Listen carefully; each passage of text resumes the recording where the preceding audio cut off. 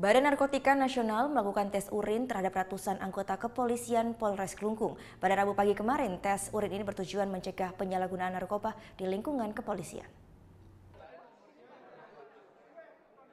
Ratusan anggota kepolisian Polres Klungkung dites urin oleh Badan Narkotika Nasional pada hari Rabu pagi kemarin.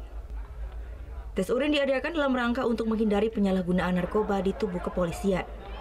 Sebanyak 500 alat tes urin disiapkan oleh BNN yang dibagikan ke masing-masing anggota kepolisian.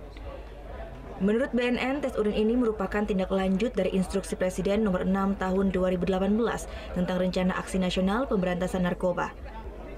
Setelah Polres Klungkung, tes urin juga direncanakan akan digelar ke sejumlah instansi seperti Kodim serta dinas vertikal lainnya. Kami memulai daripada instansi vertikal, yaitu mungkin dari Polres, nanti ke Kodim ataupun ke dinas instansi vertikal yang lain. Kami disuplai dari BNN RI, kami diberikan 500 test kit. Rencananya dalam akhir tahun nanti sudah bisa di-start untuk penyerapan daripada test kit tersebut. Tes urin di jajaran kepolisian ini pun mendapat tanggapan positif dari Kapolres Klungkung.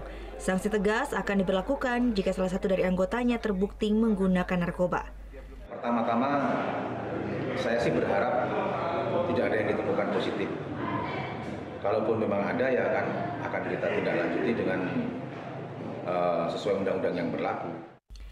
Kedepannya tes urin ini akan terus diintensifkan sehingga dugaan tindak peredaran narkoba di tubuh kepolisian dapat dicegah sedini mungkin. Kade Martana melaporkan untuk NET.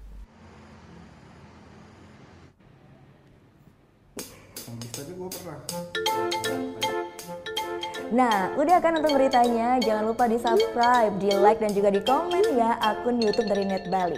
Terima kasih udah subscribe. Yang belum, jangan sampai lupa. Di sebelah sini nih. Notif subscribe.